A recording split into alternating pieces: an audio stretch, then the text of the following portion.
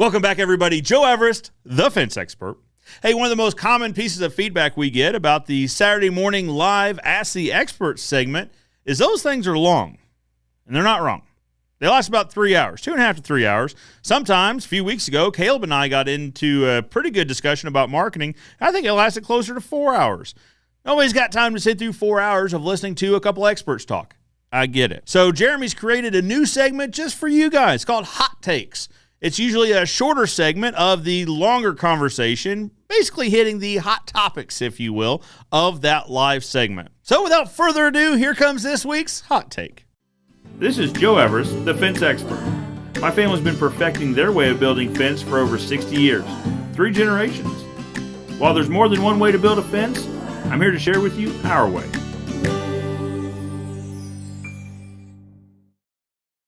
We do not talk about that on the fence building side. Done is not better than perfect. But yeah, that's kind of my golden nugget. How about you, Caleb?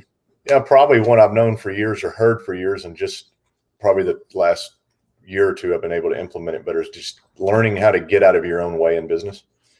And I guess a lot of that ties into the power of delegation and being willing to let things go. And it's worked really well for us. Question number 2.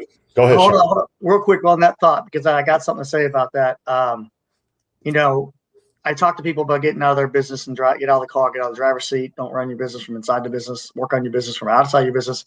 Something clicked the other day. I was having this conversation, trying to say the same thing over and over and over to different people, and it came out of my mouth. I'm like, holy shit, that makes sense. Think about your business like this. Instead of having things go through you, right? So like processes and procedures that go through you. There's things in your business you want to be in control of, and you want them to go through you. Like, hey, I'm going to check all estimates over 30,000. Whatever it is that go through you, they stop at you, Caleb and Joe and me. They stop here. Those are things that go through you, just like you say, get out of your way, get out of your way.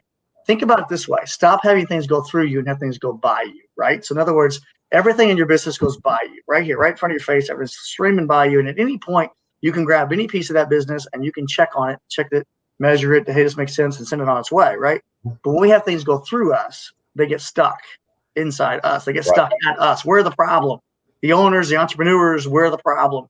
Get the hell out of the way. So start thinking about everything in your company as a process of procedure. It goes by you. Nothing goes through you. Every process goes by you in some way. In other words, if you don't do nothing, it will continue on. Now, it might be may not be the best. It might make a mistake and it might get messed up, but that process is going to happen. Period. It's getting sent, right? So everything goes by you, nothing goes through you. And it clicked for me. I'm like, holy crap, that makes sense. Yeah. Like, I want to be involved. I want to grab those things going by, but if I can't, I don't want the system to stop, because again, done is better than perfect. Yeah, that makes sense. It might not be perfect going by you, but at least you didn't stop the damn thing from happening, right? And cut the feet off underneath your team members of saying, well, everything starts with me. The buck stops with me. Well, no, like, build it to where it runs without you. Yeah. Your job is to work on it. Does that make sense? What do you guys think? Yeah. So here's how I always picture it is the president of the United States, right? Do you think that he decides every policy decision that comes out of the White House? Probably not. He has a team. Right now, his team has meetings and he gives his team direction.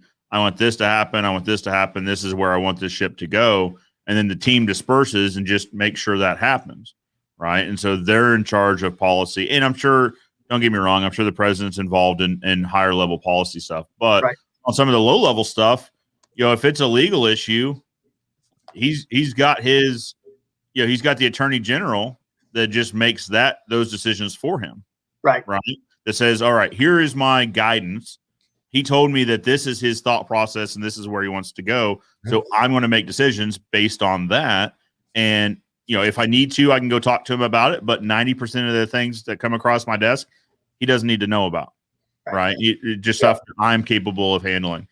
Yeah. I think we saw a lot of that during this whole COVID thing with Trump and all of his people. He really did a good job of bringing, all right, he gets up, he's the head, and then he brings in this professional, Right. and gave them the floor. And he said, "Hey, these are really smart people. They're going to come in and do this." So I think that's part of hiring people that are better than you. It's the objective is to hire people better than us. That's the Absolutely. We're the creative, the innovative guys, but we got to get the specialists to do everything in between. Yep. I got a comment like that on one of my videos. Actually, this comment comes up occasionally where they'll say, "Well, let's see you build a fence." Okay, like I can, right? We demonstrated that at fence installation school. I can build a chain link fence. However, I find people that are better at it than I am, and they build the fence because everyone here, every team member here has a spot on the team. And again, to use analogies, a baseball team.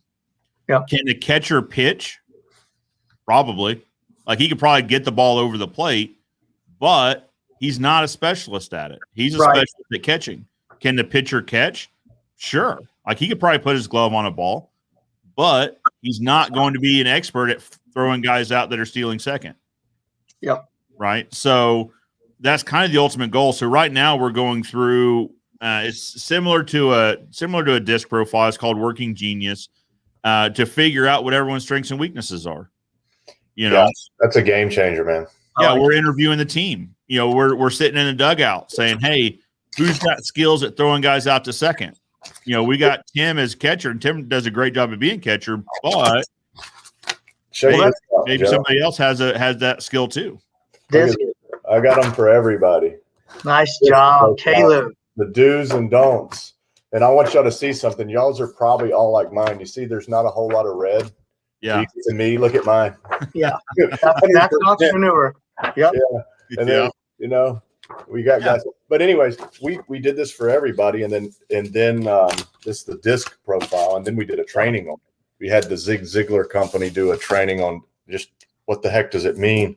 And man, it's pretty funny. They're talking about the dominant or like the eyes, they show up to the, what is it? The S, maybe the S's or the C. The C goes to the gun range and they go aim, aim, aim, aim, aim, and they never fire. The S goes to the gun range and they're like, "Is my gun too loud? Do you want me to stop? I can wait." And then the I shows up, the party guys, and they've lost their gun. They don't even know where it is. And then the D, the dominant person, comes in and they've got like a freaking 50 caliber gun. And then they're like, "Fire, aim."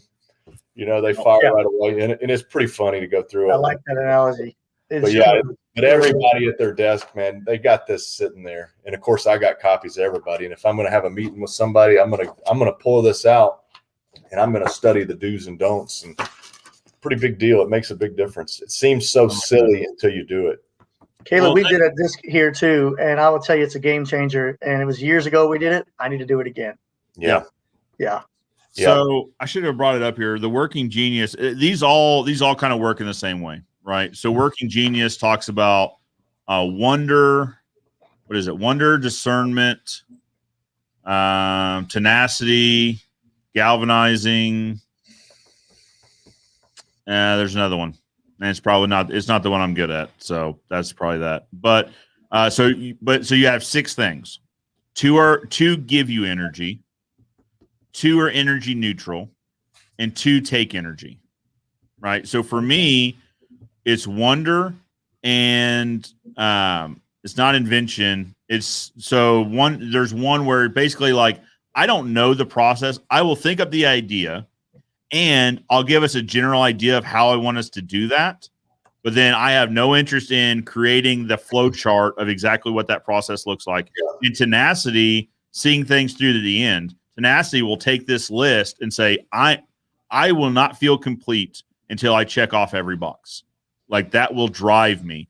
So that's not me either. And so we're looking at this list of all our team members. We're like, okay, we need to team up people with tenacity that will see things through to the end with the people that are creating the plans. That's a good idea. So, that's kind of what we're in the middle of. So we do a meeting. We do basically an all company day, the last Friday of every month. It was the last Wednesday. Now it's the last Friday of every month, where basically we're like, what big, workshop projects need to get done. It's the focus on us so that we can serve our people better, right? So that's the one day a month where are there any shop projects? Are there any office projects? Are there any? Then we have lunch. We bring lunch in, and in the past it's been then we all just chit chat for about 45 minutes. Then we'll do some sort of fun team building. We usually throw bags or something like that, and then everybody cuts out, right? So now we're going to be a little bit more purposeful with what we're doing. So we're going to talk about in your case, Caleb, I saw the picture of you guys had the big team meeting discussing DISC and training on it. That would be our opportunity to say, hey, once a month, we're going to have a big meeting. This month, we're going to talk about the wonder profiles, the working genius profiles. Give me a link on that. That's pretty interesting. Yeah, absolutely. I'm the guy who wants to go kill the bear and then drag it home, but I don't want to skin it.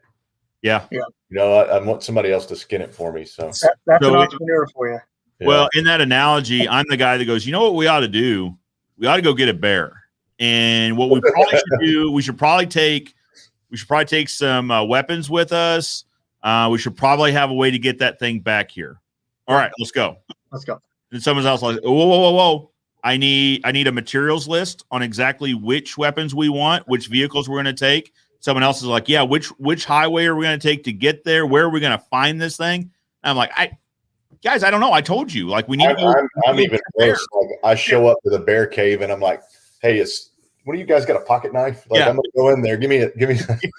Yeah. Hey, you guys knew we were coming here. Somebody should have thought about this and brought this. Right? The S and the disc guys like, do we have a license for this? Are we allowed to do it? Is this legal? Yeah. Should we hire a guide? There's a guide probably, right? All right, guys. That concludes this week's hot take. Did you like it? Did you not like it? Do you like the format? Do you not like the format? Let me know in the comments below. We're still figuring this out, and we could use your help. But for now, I'm Joe Everest, the fence expert, reminding you that good fences make good neighbors. And I'll see you next time.